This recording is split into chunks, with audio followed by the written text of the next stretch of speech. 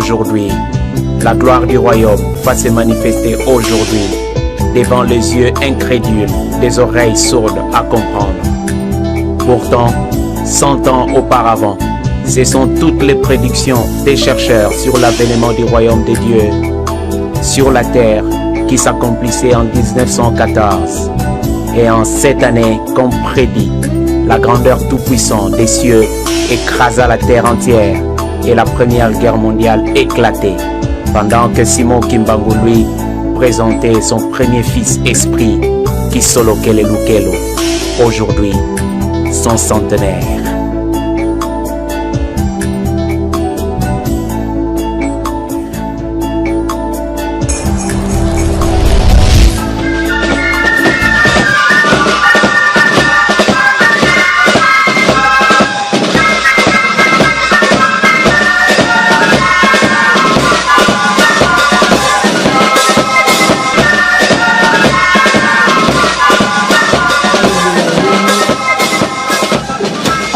Barozi Christian baadhi, baframason baadhi, bandoki baadhi, kasi na pointe noire, je ne sais pas.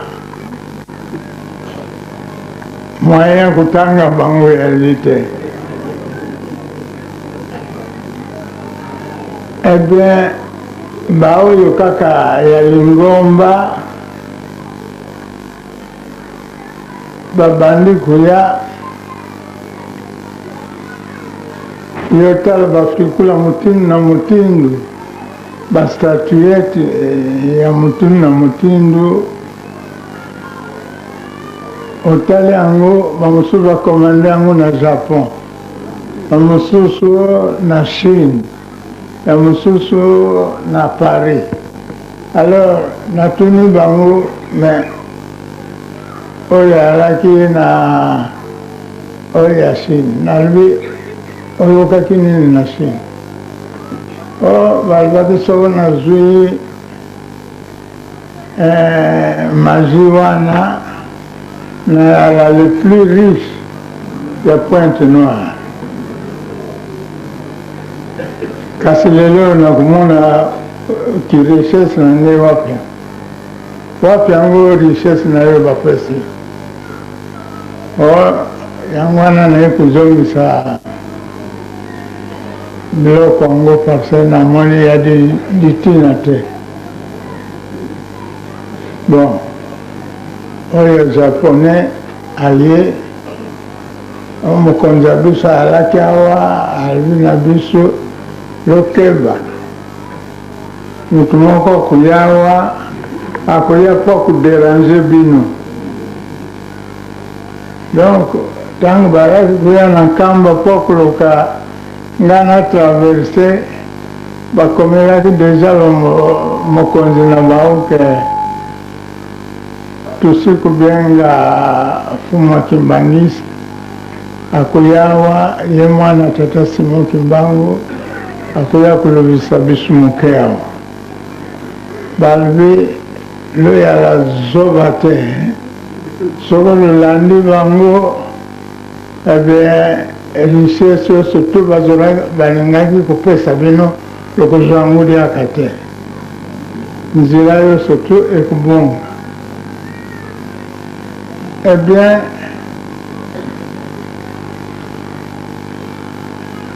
le mal baye kopesa biso babiloko yango, on a rempli une grande malle. Batu chaîne.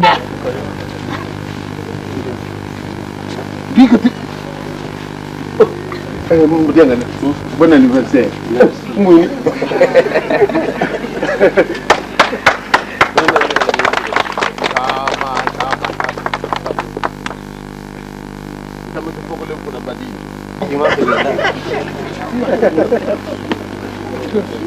Mbe jamu de kima kina ya kwila ko. Mune ba soma kiti anti.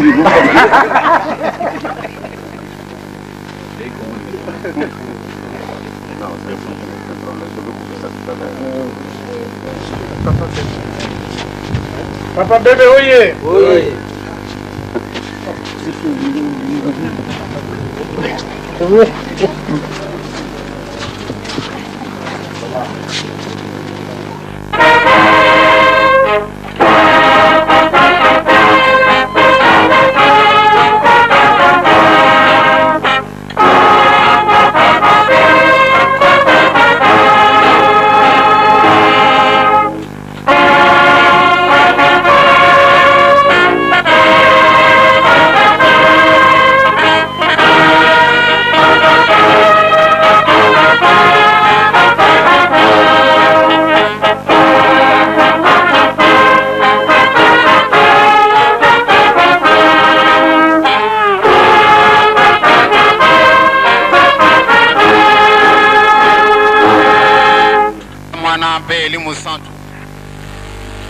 Mama batata yede bososoro totoni bino botondi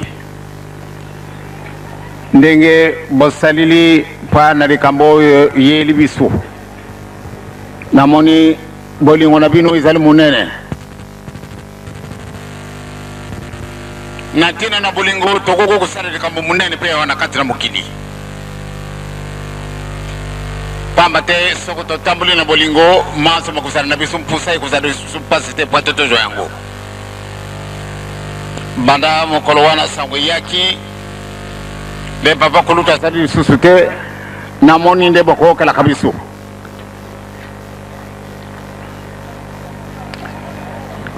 tango yo ese kukimpa te to kama tantutu to kenene yango kuna ese katukanda kutia na mabele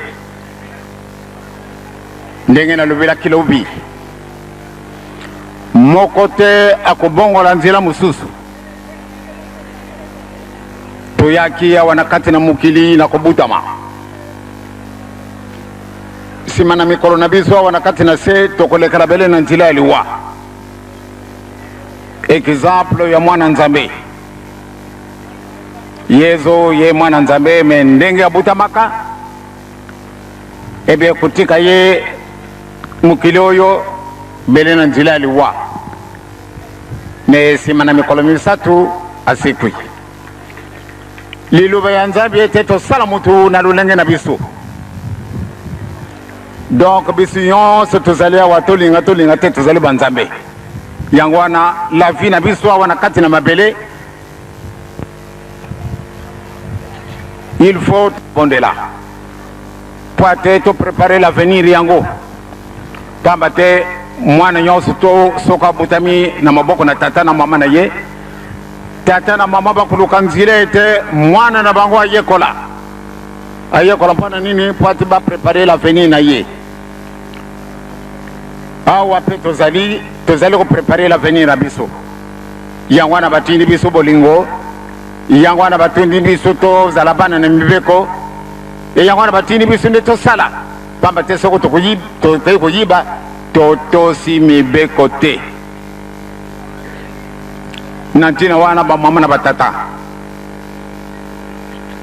ndenge tosi tolobili mikolo ya papa kulutu awa na kati na mukili misili asi asali musala na ye mingi boyibi oyo makambo asali mingi toyibi te kasi baoyo bayibi mingi nde bakoki kopesa appréciation ya solo tata wana asalaki boye pamba te namoni banda mokolo oyo akeyi bato ebele ngai nasalaki na mosala te me papa kulutu moto atiaki ngai na mosala ngai nasalaki boye papa kulutu moto asalaki boye makambo wana makomi lokola souvenir moko monene donc mpona ye récompense ezali pamba te makambo maso tokosala wana kati na se récompense ezali osali mabe récompense ya mabe osali likambo kitoko récompense ya kitoko donc esika wana batata na bamama papa kulutu amérité oyo ya ye ndenge nalobi mingi na kati na biso tokokoloba papa kulutu asalisaka ngai na boye soko tomoni délégation monene oyo elungu na poto bango bazali baétudiant bango bazali na bango kuna ndenge na ndenge kasi délégation monene wana ye na ntina mosusu te pa na bijaleli ya papa kulutu basi bayibi mosala ye asalaki tango oyo azalaki na bango elongo. Donc oyo nyonso tokolona wana kati na mokili tokorekolte yango nsima na mikolo na biso, même soko muntu ayibi te. Kasi rien à faire, oyo toloni awa na se récompense na biso ezali de l'autre côté. Yango na bamama na batata sikasika tokozwa ntutu e tojungi na nkamba toke kotika papa kulutu ndenge ye apiminaki na mboka na ye na nkamba, toke kokonda ye esika wana mpe abutamaka. Pamba te toti ye na lopangu moko na ye papa, tokokonda ye mosika te me toti ye esika moko na papa. Donc batata na bamama totondi bino botondi na manso bino bosali. Sikatako tokokende bino nde botikali na libondeli bozala na bino na esengo. Kimbangisi oye! Ntango mususu mingi tozala kolela, tolela na biso te. Yesu ntango amonaki bazala kolela lube bolela ngai te, lomilela bino moko. Donc bolela na bino te soko papa kulutu akeyi tokokutana. Mikolo mizala kujula biso toyibina ndute muntu mwindo alungwa wapi likambo wana ezali na ngai na mondo kona ngai tous les jours. Muntu mwindo alungwa wapi? Mpona nini lelo oyo nazala na mayela ndenge nini? Kasi eloko moko ezangi ngai yango wana nde tolingi kuzwa tozali kolukaka liaison na yango ejungela biso po ate nzambe asepela. Pamba te biso bato tobebisaki ndenge tobebisaki batiaki biso lukula mokongo. Yango wana makambo na biso nyonso tobele pasi mokili na biso etundi na richesse ndenge na ndenge, kasi moyen to exploiter yango biso moko ezali te. Mpona nini? Eloko wana ezangi biso. Donc yango wana nde tozali kolukaka. Yesu atendi biso ete bobanga na bino te na kojungisela bino eloko na bino, kasi boluka liboso bokontina likolo emasoma kopesama na bino. Liloba na ye wana etikali na biso na kati na mitima na biso soko tolandi ndenge wana solo tokozwa masoma za na biso mpusa. Pamba te yo nde ozali bazi na mutu, yo nde ozali fondation na mutu, ekasi okumi suka na mutu. Lelo omonene lokola eloko ezangi ntina, on dirait tozali na basavante basava batunda, kasi lamba na ngai nakoki kosala te, ifo mondele asalela ngai. Biloko tozali kolubila biso nyonso totundi awa, biloko ezali na biso ya biso te. Mpona nini? Eloko wana ekatanaki liaison, tojungela liaison wana, totambola na bolingo, totambola na mibeko, totambola na misala. Sino soko tokeyi bino botikala kusala libondeli tokani tokokenda na kuumila na ngai te na mikolo oyo na kujunga kaka. Pamba te na kukutika bino boye te po ate na mokolo ma poso nde mokolo na biso wana ndenge tosalaka na kati na lunguma na biso. Donc ezali te pamba te papa kulutu akeyi malamu nde totikala na deuil soko mikolo boni biso deuil ezali te. Pamba te ntina na likambo bino moko bosibo yibi soko ye ajungi na ye esika nini. Tika te tata nzambe na nkolo Yesu musantu akumisama abongisela biso po ate tozwa nguya na makambo maso mazangi biso tokoka kosala ndenge elingi ye tobongisa mokili na biso. Ezali ya biso ya moninga te, ya biso moko. Tozala bana na botosi bolingo misala mibeko tokani donc botikala na esengo bolela na bino soko mokete vraiment botikala na kusala ntinsa na bino ndenge tosalaka yango tokani. Pamba te kuna pena nkamba na sina pesi message kuna tukenda kukuta na bangu na mumvuma. Kimbangisi oye! Kimbangisi oye! Kimbangisi oye!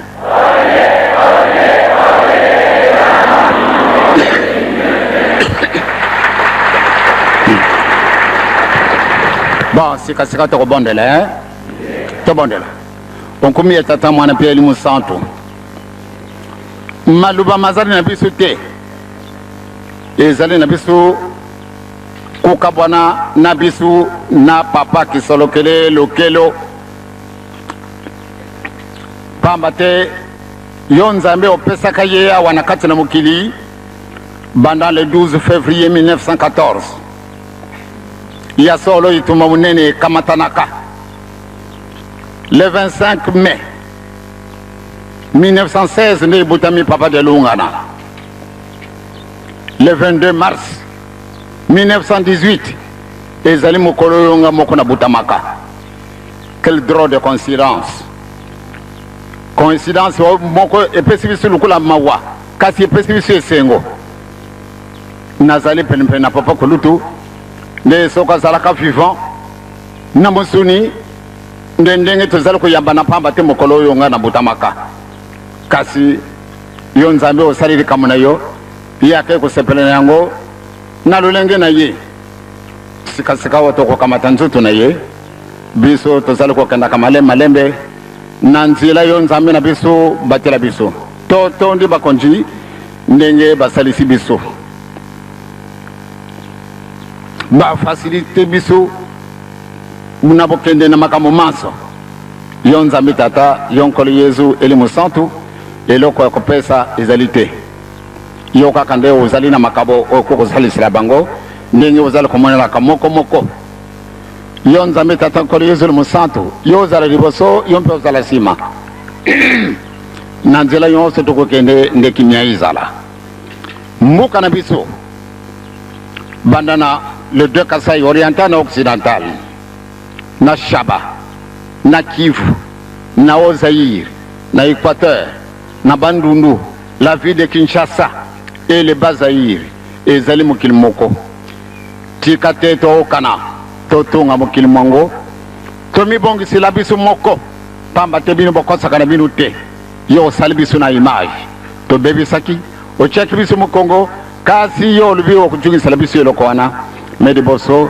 toluka liboso bokonje na likolo yango ndo toya koluka kabutu moi kimia ezala na kati na mokili mwa biso tosengi kimia na kati na Afrique pamba te Afrique ezali très agité pana nini pana eloko wana ezangi biso tikate liaison wana o remettre biso yango pate totambola ndenge bino bolingaka kimia ezala na kati na Europe na Amérique na Asie na Océanie maso na biso tikate masalama ndenge na bolingo na bino na komuna tata mwana pia elimu santu amen.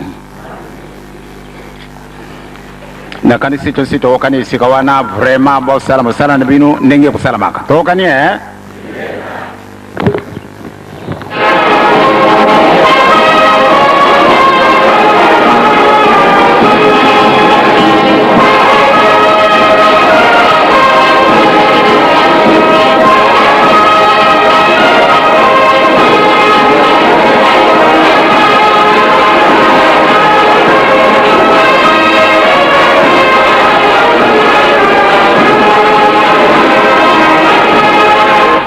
Représentants du gouvernement de la Réunion nationale, Monsieur le ministre, Monsieur le secrétaire d'État, honorables députés, chers frères et sœurs dans le Seigneur, au nom de son éminence Papa Dangina Kuntima, chef spirituel de l'Église de Jésus-Christ sur la terre par son envoyé spécial Papa Simo Kimbangu, qu'il nous soit permis de vous adresser ces quelques mots. En cette circonstance, c'est d'une façon particulière aux autorités politiques et militaires de ce pays. Kelo est né le 12 février 1914 en Kamba, de Papa Simo Kimbangu et de Mama Marimouel Kiawanga Nzitani, dont il est le fils aîné. Dès son bas âge, il est resté à côté de son père et devint plus tard le témoin privilégié de son ministère. À partir du mois de juin 1921, lorsque la tentative d'arrestation de Papa Simo Kimbangu échoua, Sa grandeur qui Kisokela Lukelo séjourna avec son père dans la contrée de Mbanza-Nsanda. Et après l'arrestation de Papa Simon Kimbangu le 12 septembre 1921, Papa Charles Kisokela Lukelo sera lui aussi arrêté, jugé et condamné. Pendant l'interrogatoire, il défiera l'autorité du commandant de Rossi et fera preuve d'un courage exceptionnel, en dépit de ses 7 ans d'âge, en confirmant avec force les miracles opérés par son père. À l'une des questions qui lui fut posée sur les morts qu'avait ressuscité Papa Simon Kimbangu, il répondit sans la moindre crainte, qui savait bel et bien distinguer notre qu'il laisse une veuve et 13 enfants. Outre sa carrière administrative et politique, sa grandeur Kisokela Lukelo était à la fois un artisan et un pilier de l'évolution et du développement de l'église kimbanguiste. Dès sa jeunesse, il fut non seulement un témoin privilégié, mais aussi un coacteur, au sens plein du terme, de certains exploits spirituels de Papa Simon Kimbangu. C'est sous cet angle que s'explique sa présence à côté de son père pendant la tournée clandestine de Mbanza-Nsanda entre juin et septembre 1921, ainsi que sa présence mystérieuse à l'intérieur d'une tente où était détenu son père après l'arrestation de celui-ci et son départ inaperçu par le blanc qui surveillait la tente. À la fin de sa carrière à l'administration coloniale belge, sa grandeur rejoindra son éminence Nguema Kuntima à Kinshasa, continuera la fonction de chef de famille. C'est ainsi qu'ils travailleront ensemble pour préparer le retour de la dépouille mortelle de Papa Simon Kimbangu en Kamba en avril 1960. Beaucoup regrettent, nous en sommes sûrs, le décès de cet homme de grande abnégation et pris de justice et d'équité, et dont les sages conseils clairvoyants ont guidé un grand nombre de ceux qui l'ont côtoyé. Pendant ses fréquents séjours en Europe, sa grandeur a été un catalyseur pour les jeunes paroisses kimbanguistes dans leur quête de stabilité. Comme un père naturellement dévoué, il n'a jamais cessé, en dépit de son état de santé, de les exhorter à rester solidaires et à entretenir un climat d'amour et d'entente qui peut leur garantir un développement spirituel harmonieux. Les kimbanguistes reconnaissent en lui l'un des dépositaires de vérité et des secrets spirituels que Dieu a en fait manifestés en Afrique noire. Sa mort physique nous laisse perplexes et suscite en nous 2 types de sentiments. D'abord, les sentiments d'impuissance, d'inquiétude et d'angoisse à travers lesquels le mystère de la mort nous pousse à réfléchir sur la nature de l'existence de la vie spirituelle, et en second lieu, les sentiments de joie, d'espérance et de confiance à notre Dieu qui a toujours été fidèle à sa parole, et de la certitude que la mort n'est qu'une transition par laquelle nous entrons dans une vie glorieuse, plus belle, plus puissante et éternelle. Chers frères et sœurs kimbanguistes, ce deuxième type de sentiment, qui est le reflet de la vérité sur la disparition de notre cher papa, elle est un moment de séparation entre le corps physique et l'être spirituel, car en effet, Saint Paul affirme cette vérité biblique dans 2 Corinthiens, chapitre 4, verset 7, lorsqu'il dit « Nous portons ces trésors dans des vases de terre, afin que cette puissance supérieure soit attribuée à Dieu et non pas à nous. » Fin de citation. Au monde en 1914, pendant que le monde était secoué par la Première Guerre mondiale et nous quitte au moment où le monde entier est littéralement secoué par des crises politiques et socio-économiques aux effets aussi catastrophiques. Quelle drôle de coïncidence que l'intelligence humaine découvre dans la comparaison de ces deux époques. Est-ce une simple coïncidence ou c'est le dessein mystérieux de Dieu qui se dévoile devant nos yeux? En effet, le Seigneur dit dans Ésaïe, chapitre 55, verset 8, que, je cite, « Car mes pensées ne sont pas vos pensées, et vos voix ne sont pas mes voix. » Fin de citation. C'est ainsi que nous comprenons enfin que la mort de sa grandeur Kisokere Lukelo s'inscrit indubitablement dans le plan que Dieu a fixé dans sa liberté pour son peuple. Maintenant que sa grandeur est entrée dans le royaume des cieux, dans la nouvelle Jérusalem, et jouit de la plénitude de sa gloire, nous avons pleinement confiance qu'ensemble avec les saints qui l'ont précédé, ils intercèdent pour l'accomplissement de la volonté suprême de Dieu dans l'épanouissement de l'œuvre qu'il a confiée à Papa Simoti Mbambu. Ça va?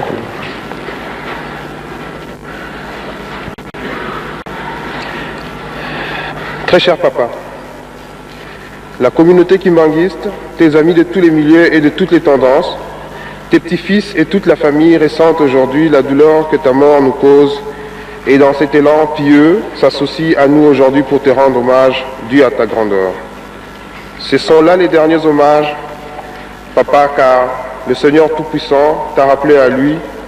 Tu as ainsi abandonné définitivement le corps faible et mortel pour revêtir dans le ciel ta demeure éternelle, un corps spirituel et glorieux, plein de vigueur. Aussi, nous glorifions-nous le Créateur qui, par sa bonté, a mis un terme à tes grandes et longues souffrances en t'accordant un repos éternel. Après 78 ans de vie sur cette terre, une vie richement bénie qui a fait de toi un très bon papa qui a eu à aimer tous ses enfants d'un égal amour, un grand-père tendre, un appui solide pour toute une famille solidement unie, un modèle de dirigeant chrétien ferme et humble, engagé et engageant, une référence incontestée du patriotisme, un citoyen honnête, simple, respectueux, privilégiant le dialogue franc et constructif. Mes sœurs, mes frères et moi-même ne serons pas ce que nous sommes aujourd'hui si tu n'avais pas donné une vision claire des réalités de nos sociétés d'aujourd'hui et d'avenir. Nous ne serons pas des citoyens de ce pays connus en dehors des frontières nationales si tu ne nous avais pas préparés à la vie en commun. Tu nous as enseigné les règles du savoir-vivre en société, de la franchise, de l'honnêteté, de l'humilité, ainsi que du respect des personnes et des biens publics. Ta mort, papa, nous place devant une dure épreuve, celle d'appliquer fidèlement tes recommandations en vue d'une cohabitation cordiale entre nous. Car de ton vivant, tu traitais les enfants de tes deux frères cadets, notamment, comme les tiens propres, sans discrimination.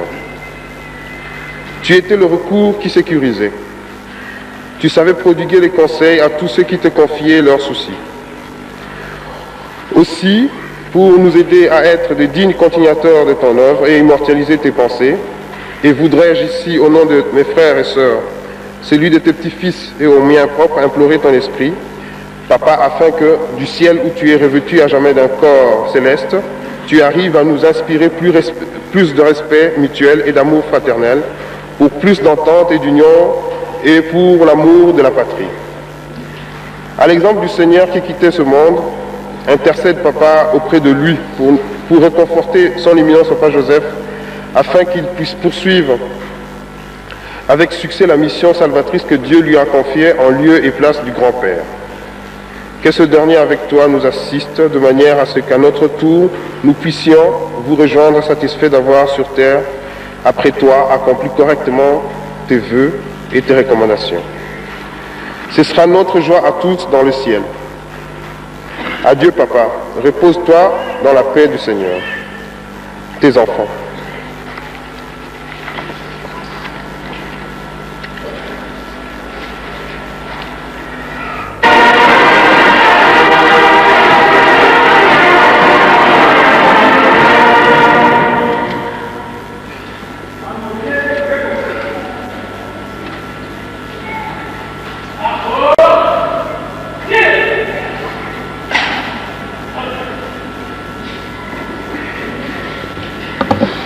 Nkumbi ya tata mwana mpe elimu santo.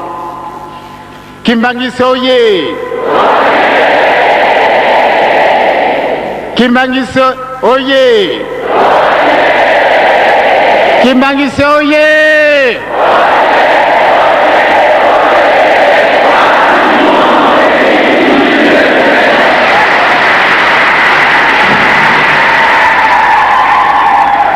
Nkumbi ya tata mwana pe elimu santo. Ba mama ba tata soko tositoki ndenge papa secrétaire général asi alubi na ba discours oyo ya français.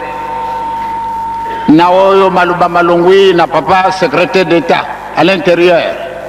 Na maoyo malungwi esika tata gouverneur. Ya solo vision so tozali awa tokoko kulubete mawa mazali na bisu kasi mawate. Mawana bisu ezali mpanantina na musuni kukabwana na musuni na mulimu ekutika kavida naza kutala ka foto ya papa kulutu ndenge na sina lubaki na bino mokoloyo nzuto yaki ya solo papa kulutu azalaka na bisu tata pambate ye mutu abokoli bisu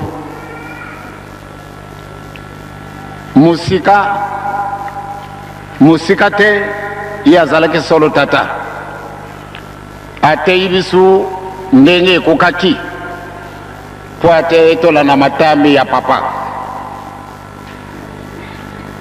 ndenge mango masima akanisini nzambe masalami nzutu na bilimu na mulimu bikabwani lelo oyo tokokulubete ezala biso passe pamba te ndenge azalaka conseiller na biso tata na biso lelo conseiller asi akei na musuni kasi na mulimu azali tata lelo akei na musuni kasi na mulimu azali donc bakimbangise tango yo to tambula ndenge nazala kusenga na bino bolingo ya makasi pambate likambo na biso ekumi très proche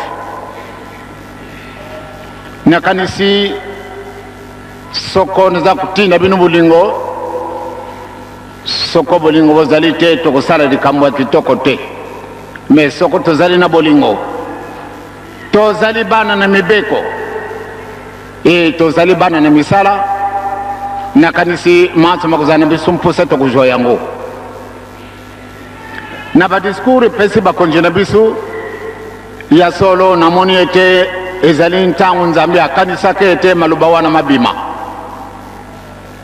epesi ngai lisusu makasi epesi bino nyonso to mpe makasi papa na 1921 tango balingaki nde bakanga yawa tango wana mpe amonaki nde ntango na ye esikuki liloba apesaki na bato nyonso tu bayaki awa nkamba itundaki na bato me likambo alobaki na bato batata bamama ntango na ngai esi ekuki bakoya kokanga ngai kasi pardon na boyi nde mutu asala matata nde mutu aresproke makambo oyo bakusala bango ou bien atika mpamba to bebeti ngai penga na beta wana na boyi soko mutu azali na kobanga malamu nde akende amikimi na ntango oyo banguni abakomi nanu te pamba te yezo ateyaka biso la paix yezo apesaka biso nzela te nde tobunda donc mutu nyonso to aza na nzala wana ya kobunda abima ya solo baoyo bazalaki na kobanga bakimaki kasi bamosusu batikalaka bato wana babetamaka tata moko tina na kanda akamataka briki abetaki soda puta wana ezokaki soda bunduki eleli banda tango wana mwana azalaki na mokongo akufaki papa asepelaka na yango te donc biso tozali la non violence na kati na mitima na biso na kati na bujale na biso nyonso tu malamu nde tozala non violent tokozwa eloko ya mutu te tokofinga mwana moke te tokofinga mokolo te tokokanela kuyeba biloko bato te tokoswanisa bato te totikana na discipline wana yesu ntango bakandaki kokanga ye ya solo pedro ye azalaki mwandokinoki ntango amoni nde bakangi yesu ye mpe akamataka ndenge tosi toyebile yango mbeli na ye akataka litoyi ya markis kasi yesu asepelaki te ndenge mpe papa asepelaki te ntango babetaki libanga papa apesaka mutu wana etumbu alingaka kuzika moto kasi tata azali ndenge mosusu alimbisaka ye donc yesu asepelaki te de petro akata litoyi ya moninga akamata litoyi yango ajungisi yango donc la non violence bandeko wana biso tozali bato ya kotia mobulu te ezali mokili mwa biso ezali mokili ya bapaya te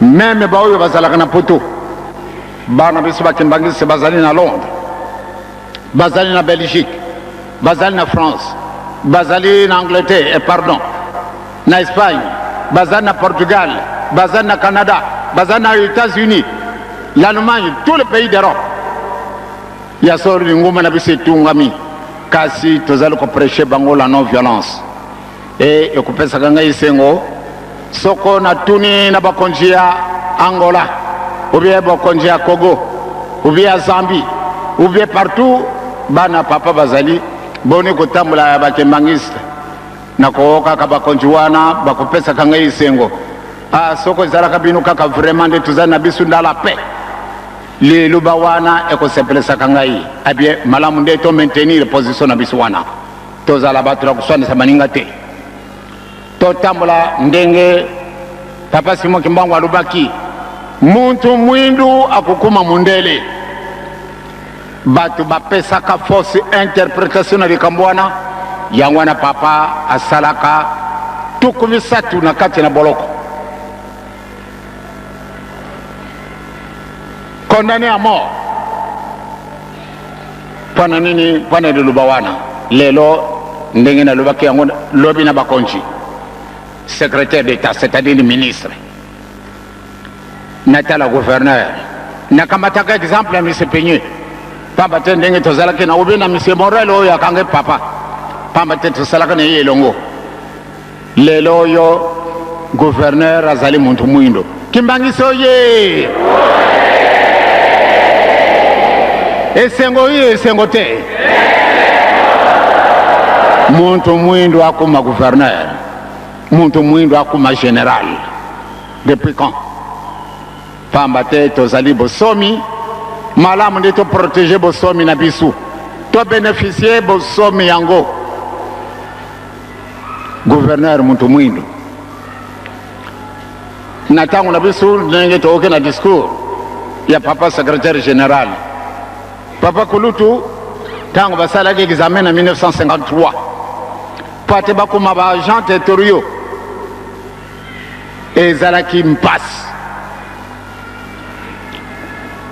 mpasi premiers agents territoriaux ya bato mwindu basalaki examen na 1953 pamba te ntango wana nga nazali fonctionnaire na gouverneur général basalaki examen e nsima na yango pate bakoma baadministrateur étape ebele namoni tate moko tozali awa papa Mbambi Pierre eh bien pate akoma na grade na ye wana azwaki na yango pension ezalaki passe pamba te azalaki motu mwindo kasi lelo oyo bagouverneur bato mwindo vraiment bapapa na bamama ngai nakozalaka très obéissant na kodecevoir bakonjute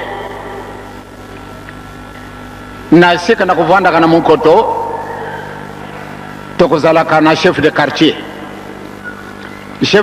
wana soko bapesi motindo epai na commissaire de zone ye pati akota na lupango na ngai ya kubanga kasi mokolo mosusu na bengi ye yo ozali représentant ya mokonzi oyo azali moyangele na biso c'est-à-dire baprésident na kati na quartier oyo yo nde président na biso donc soko okoti awa te ezali mabe ya alobi bapesi biso ndenge sana nakota na lupango na yo te ngai nalobi kota ya solo banda ntango wana bakokotaka na lupango na ngai mpona nini tolakisa soumission totale na makambo ya kitoko soko baloni makambo mabe tokokundima te kasi oyo kitoko ifo tondima pamba te papa amonelaki mpasi po ate tokuma bosomi yango wana batata na bamama bana papa simoki mbangu ya solo lelo oyo papa kulutu akei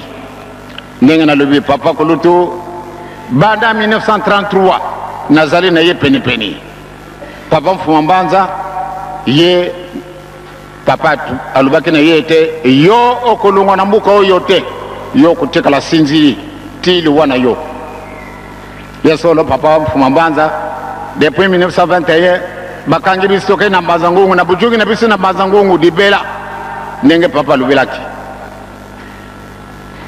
ye atikalaka atikali na mama accueilli le 27 avril 1959 papa mfuma mbanza atikali etie na mokolo malelo ye avwande wa sinzili pamba te papa apondaka ye po ate azala sinzili na mboka oyo yango wana bamama na batata vraiment lelo nazali ntango mosusu soko natali foto papa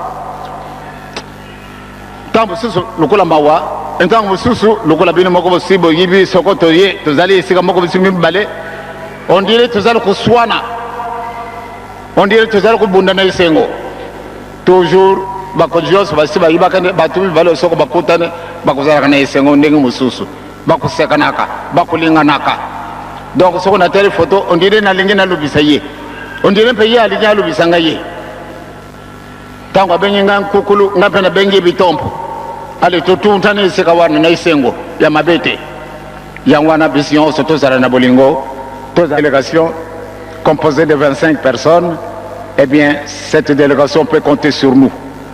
Vous avez notre appui total. Et aux membres du gouvernement, à monsieur le gouverneur et à tous ceux qui ont bien voulu rehausser de leur présence cette cérémonie, je leur suis très reconnaissant et je vous remercie.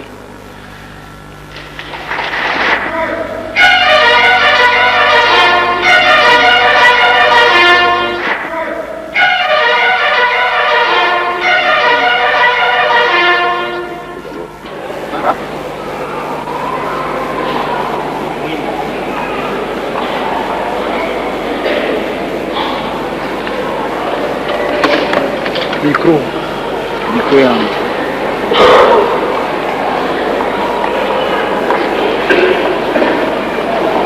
Sawa.